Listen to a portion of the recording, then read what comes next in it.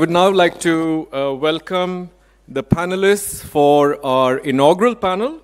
We have Peder Wallenberg, the board member and partner from Cohesion Investments. Please do join us here in the stage. Caroline Asserup, the Director General for the Energy Agency. And Pia Sandvik, the CEO for Technology Industries of Sweden. That's Teknikföretagen. Mr. Kamal Bali will be joining us online. He is the President and Managing Director for Volvo Group in India, and also the co-chairman of CII Europe Council. Mr. Naresh Wadhwa is the Director from DPIIT, Government of India. Please come this way.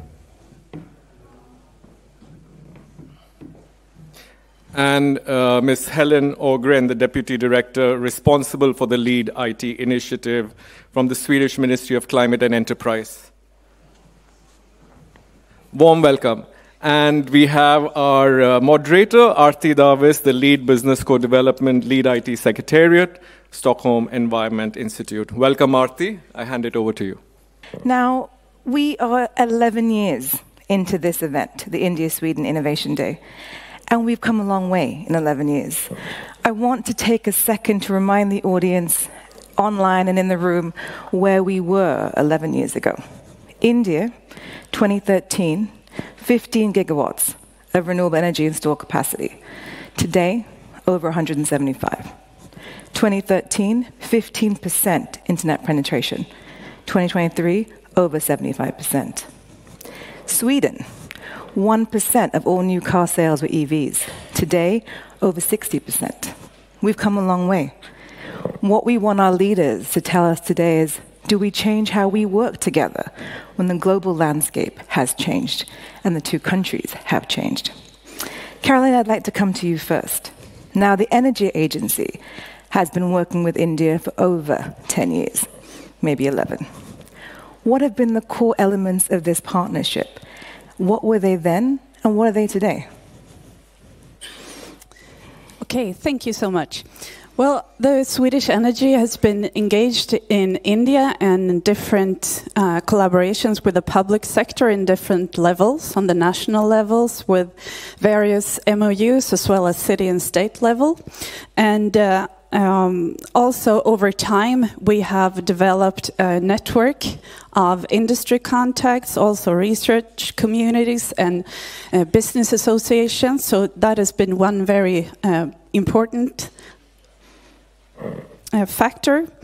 And also, the local presence is something that we really find out was so critical for us to succeed. Sorry. And since the Swedish Energy is not at the market ourselves, it's really critical for us also to find the right partners, the key. And here the the Confederation of Indian Industry, as well as specifically the Green Building Center, with their connection on the market in the community, has been so important for us to understand India, to understand the trends, the development, and also the various needs of the industry. So I'm going to come with that to Naresh, of course, with DPIIT. Now, Naresh, India has made some amazing leaps when it comes to the Global Innovation Index as well. Today, this year, they are now in 40th place compared to 170 11 years ago. You're here with the LeadIT delegation to look at collaboration opportunities, looking specifically at decarbonization of the cement industry and steel. I'd like to ask you, what are your expectations from collaboration? And to be very honest with us, in addition to opportunities, what are some of the challenges that we should keep in mind as well when we look at cross-border collaboration? Yeah. First of all, thanks for having me in this panel. So, India's participation in the LeadIT delegation itself underscores its commitment to the sustainable technologies and the decarbonization.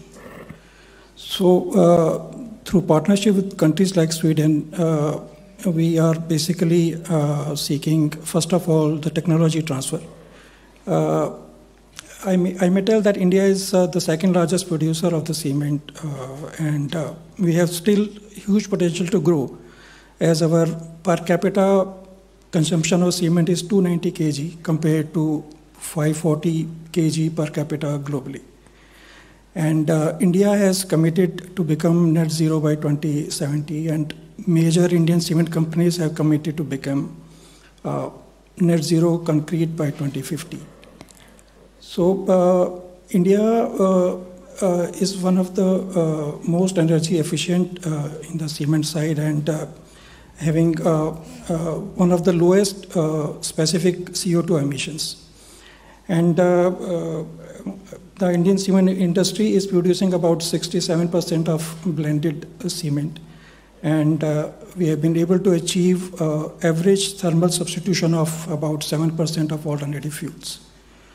So India is seeking access to advanced technologies to further reduce its cement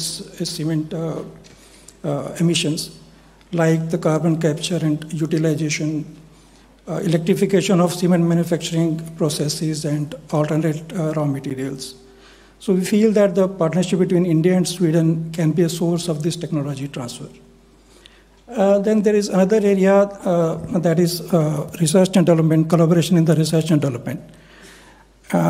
Some joint R&D initiatives are needed to innovate some cement solutions tailored for India's specific needs, leveraging Swedish expertise in the sustainable practices.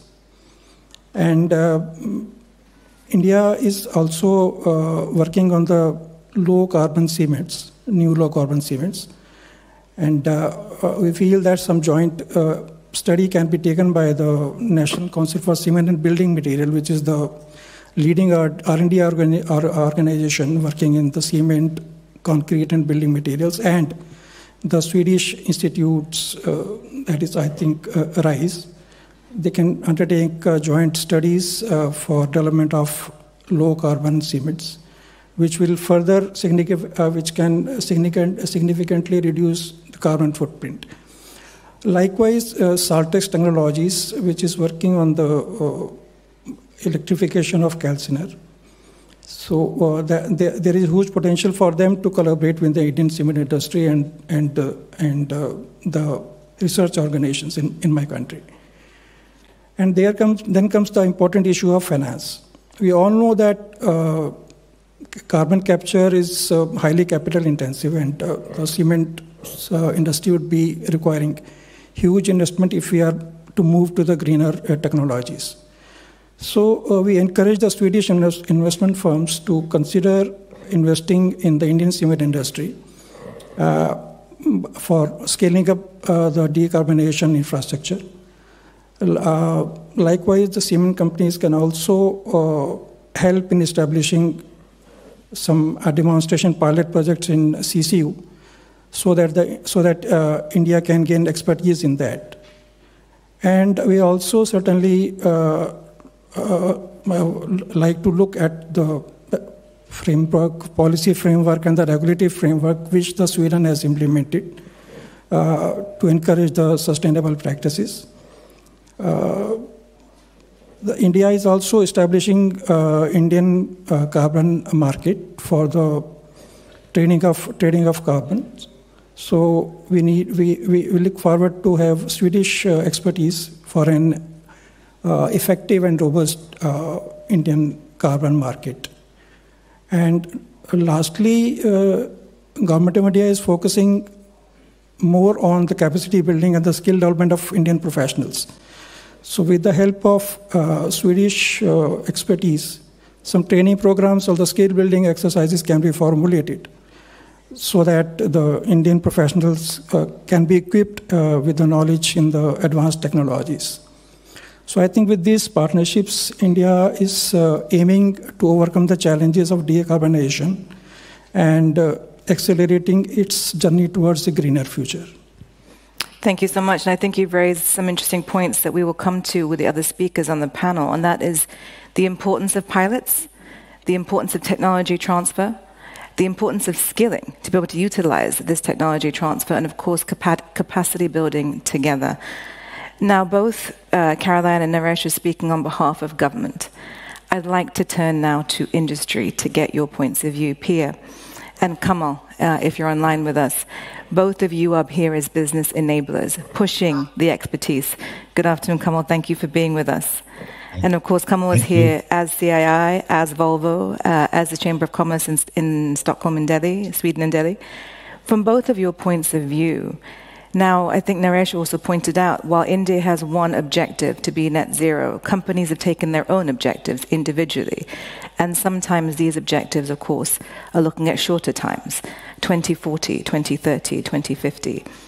Kamal, I'm going to start with you because, of course, sustainability, net zero, can come at a cost. And this can come at a cost to your bottom line. How do you balance these when you're looking at the future in terms of a business perspective? Good morning, ladies and gentlemen. Thank you, Arati, for having me on this very interesting panel. And congratulations to this fabulous event organizers who have entered the 11th year of this Sweden-India Innovation Day. Arati, to come to your very important question, and actually it can be a paradox at times, but I think first and foremost, the imperatives of sustainability, growth, and competitiveness are no more independent of each other. In fact, they're actually deeply intertwined with one another. So it is not sustainability at the cost of competitiveness, but it is actually being competitive because you are increasingly sustainable. Because if you are not sustainable, you will be out of the market. So I think it's no more a paradox. It's actually a very, very clear-cut thing that all these things have to be married together. So, and if you look at, while we know that national governments and agencies are driving the global sustainability agenda, but at the end of the day, it is the industry, both public and private sector, which will deliver the solutions on ground. So I think that's the important point.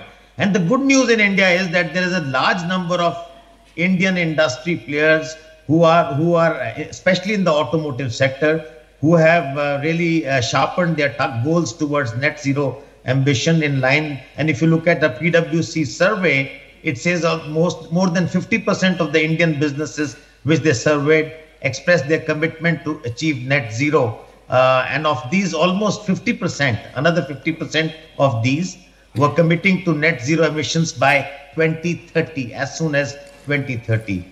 And if you look at another element of BRSR reporting, which is the sustainability reporting guidelines framework for top 1,000 companies, now we see SEBI, the regulator in India, who's asking for top 250 listed companies to report the complete value chain ESG metrics in the BRSR core format. So I think there is a huge focus towards whether it is regulatory, whether it is pressure, whether it is the right thing to do. I think all that is happening. And if you look at on ground, some of the activities, major initiatives across alternate energy pathways are being talked about. We are part of a hydrogen program, which Hydrogen Valley, which the government has started, where $2.3 billion of funding is going to come in.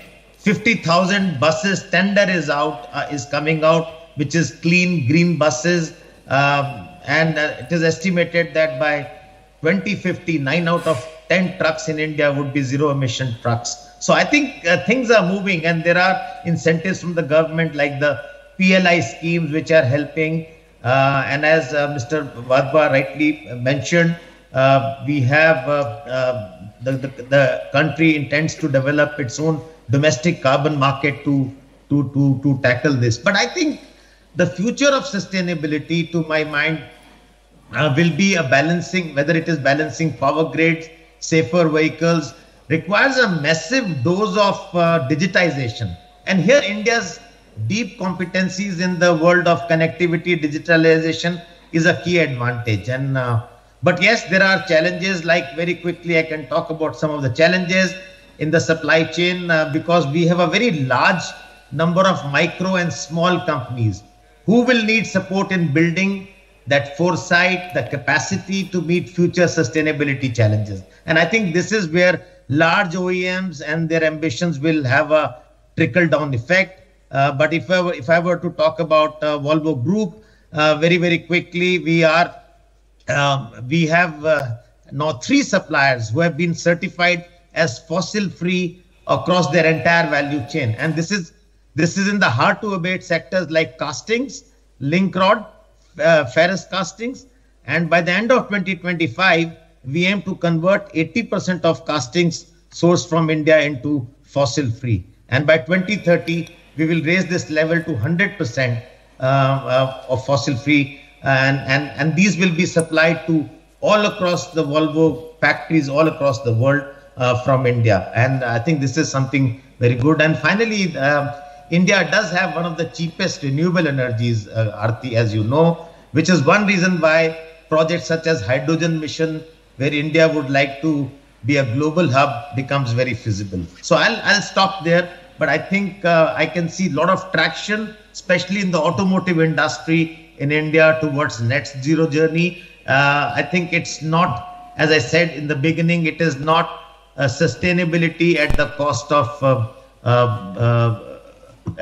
of something else, competitiveness, but I think it's being competitive because you are sustainable. Yeah. Thank you so much, Kamal. And Pia, to respond to Kamal, clearly the question is not why, it's how. How do we do this? And Kamal's raised some points, and it's interesting that Kamal references regulation and Naresh represents industry, so the inbuilt collaboration between the two is very important. Capacity, supply chains, but also collaboration for technology. Now, I'd like to ask you, as a representative for industry here in Sweden, how do you de-risk this discussion? Finance, of course, is at the heart, maybe, of how we go forward, but there's also de-risking for collaboration to create that incentive to look for partners. Please tell us your thoughts. Oh, thank you. I so much agree, connected to the need for free trade and for competitiveness as a driver for actually the green transition as well. And we think that the international trade, it really drives also efficiency and specialization, and also the development of more advanced technology solutions. And if we could get prerequisites that are better in giving predictability, for example, for industry, removing barriers for trade, of course, but also global trade policies where we really look globally, I think we really believe that that fosters innovation in a very good way. And it will also add value creation through more global value networks, because this is a matter of networks.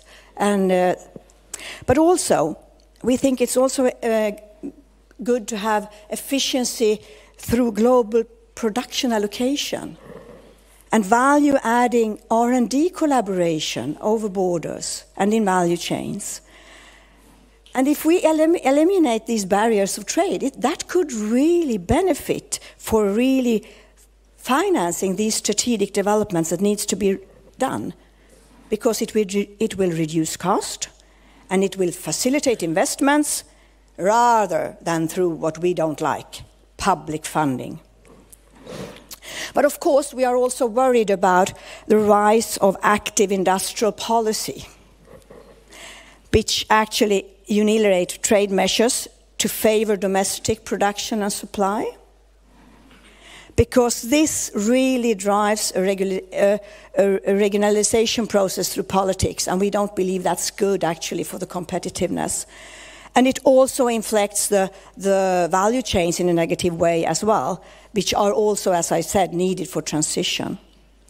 And that actually limits the efficiency gains for what could be achieved. It hampers innovation as well, and increases the cost of transition. So rather, we should focus the resources in joint investments, in industry-relevant R&D, and openness among industrial policy initiatives, instead of having a race in subsidies. And finally, I would say one more thing, which is also about competitiveness, and to really the key for green transition is to have reskill and upskill programs, so that the employees in the value chains or in the companies today can really get the new knowledge or the new skills needed to be relevant for a new employer market as well. So we think that these programs are as important as R&D, actually, I would say. Thank you. Pia, that's very clear. I think you put a lot on the table for us to kind of process during the day as well, and that's what we're doing right now, setting the stage for discussions throughout the day. No to public finance, and to say that regulation should facilitate collaboration and competition, but in a fair way. Skilling again, I think we're hearing that with all the speakers that have had something to say about collaboration this far. And of course, creating collaborative enabling frameworks for collaboration. I want to come to Peder with this because, of course, I mean, this is music to your ears if we're looking at options for finance. You have, of course, been looking at India for a while now with your work with Cohesion Asset Management. You've been looking at India in different ways to see how you can engage. And what I would like to put on the table today for us to think about as we go through the day is how do you, as an investor, looking at sustainability as one of your indicators, look at India vis-a-vis somewhere like Sweden when it comes to investing. What are your returns on investment when you look at engaging? Oh, great question. Thanks so much for that. And hard act to follow. Great insights about India and the market. Yeah, you don't have to be a champion of sustainability in order to think that it's a good idea to invest in sustainable enterprises or green technologies in India. You know, if you take a step back, you look at India as an investment opportunity. One could argue that this is one of the top, if not the top, greatest investment opportunity of our lifetime. Here you have a country that is, and this is according to every expert you'll talk to, a report that you'll read, but it will double its market cap in the next 5 to 7 years. Now, it may take 8 years, 9 years, but the certainty of the growth is there. And one other thing that strikes me is that when you look at all these reports and then you read where India will be in 2050, the consensus, and I almost thought this was an error the first time I read this a few years ago, was that today you have a market cap of about 4 trillion, 4.5 trillion, and by 2050 it'll be 40 trillion. And just to put that into perspective, in China today the market cap is I think like 13 trillion and the US is about 50 trillion. So the market opportunity is massive. Now obviously that, you know, being a Swede, you sit here and you hear that, you think, oh, that's great, but that's also a heck of a lot of emissions. So, you know, I think India today is like 7% of the world's emissions, and by 2050 it will be 15 to 20% of the world's emissions. So that's obviously a big obstacle. So when we look at, I mean, and lucky for us, we talked a lot about the net zero. You know, the Modi government's plan to decrease, to have 50% of all power generated by 2030 to come from green or renewable energy. So that's obviously very relevant. So for us as investors, I mean, you were saying, how do we look at India versus Sweden as investors? So, I mean, in Sweden we look a lot on the actual technologies and so, for example, it might be an earlier stage technology, one that we invested in recently, where it's a carbon accounting that can, at a moment's notice, using AI, it can calculate a global value chain's carbon emissions. You know, that's scalable. And it's a Swedish company. And obviously, you know, whether Sweden exists or not, will not impact the global footprint, you know, being less than 1%, but India will. So that's obviously one of those technologies that can be applied to India. But when we look at India in terms of investing, what do we look for there? We look for companies that can scale and that have the capability and the track record of scale. And I think I've heard the word player, like Indian business players now a couple different times in the last hour, and that's exactly right. When we decide to who we invest with in India, it's all about identifying which players have the capability and the track record to scale. So just a quick example, Obviously, solar energy is a massive theme in India, so investment opportunity. And you can obviously invest in solar panels, but we looked at it and said, okay, what are the pickaxes of the solar industry in India? And then one of those industries is the transformers. So I think Sweden has like one transformer that brings the energy basically to the city. And in India, you need enormous capabilities to bring the energy from the solar parks to the cities and the villages. So then we look at transformer companies and small companies, but these are companies that are hundreds of millions of dollars. So that's what I would say. I'd say in Sweden, it's about the technology and applying it, and in India, it's all about the scalability. So that's a great segue to Helen, but just to reconfirm what you're saying, there is no question in investing in India because your ROI is without question in terms of where you're going to be in 5 years. At the same time, you said yourself, you thought it was a typo, there's a need for more information and access to it to reduce the potential continued lack of confidence in these numbers. And then that brings me to frameworks, into ways in which industry and government can engage with clarity and access to the information that's needed to scale. LeadIT is one of these frameworks. Now, you mentioned Modi, and of course, COP28 was a catalytic moment for the question on industrial decarbonization, because we had the confirmation of LeadIT 2.0 to create a framework for cross-border global collaboration to allow industry and government to work together. Helen, I'd like to ask you, what do you see as LeadIT's kind of opportunity to bring this discussion together, to provide this collaboration opportunity going forward, to address pilots, to address lack of confidence or investor confidence, and to address finance as a critical component in this discussion? Good morning to all. Namaste, colleagues here in Sweden and in India. It's nice to be here.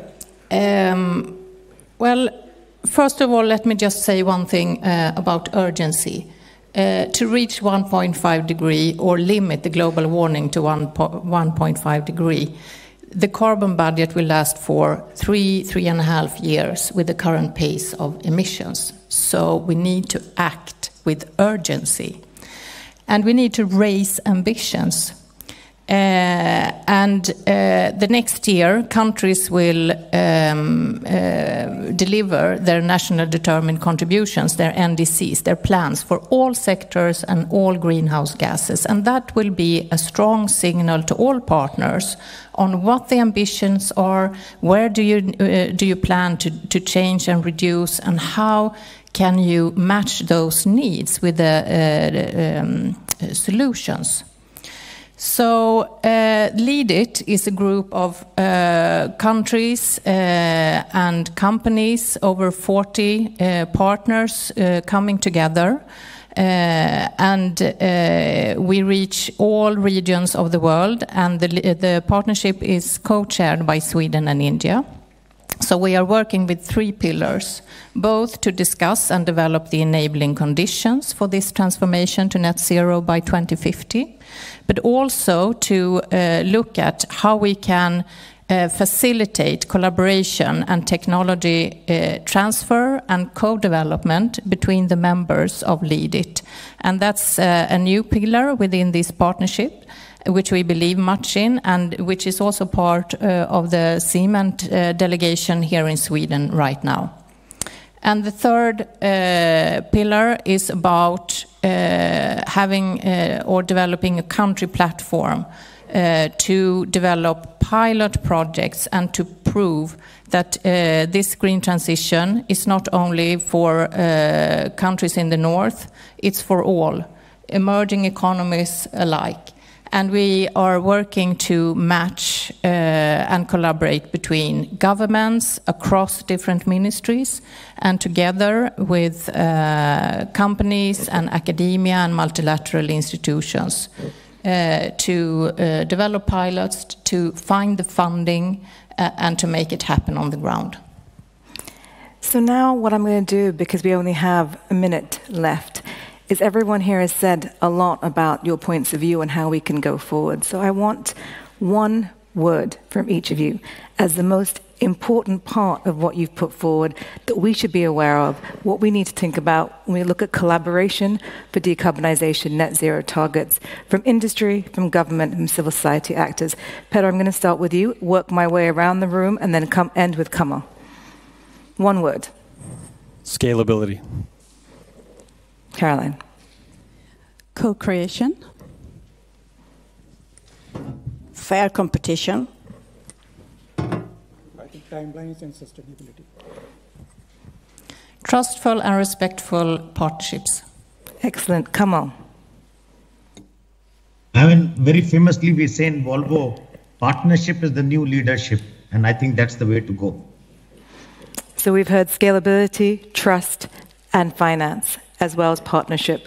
Please give a warm hand of applause to our speakers for the leadership panel.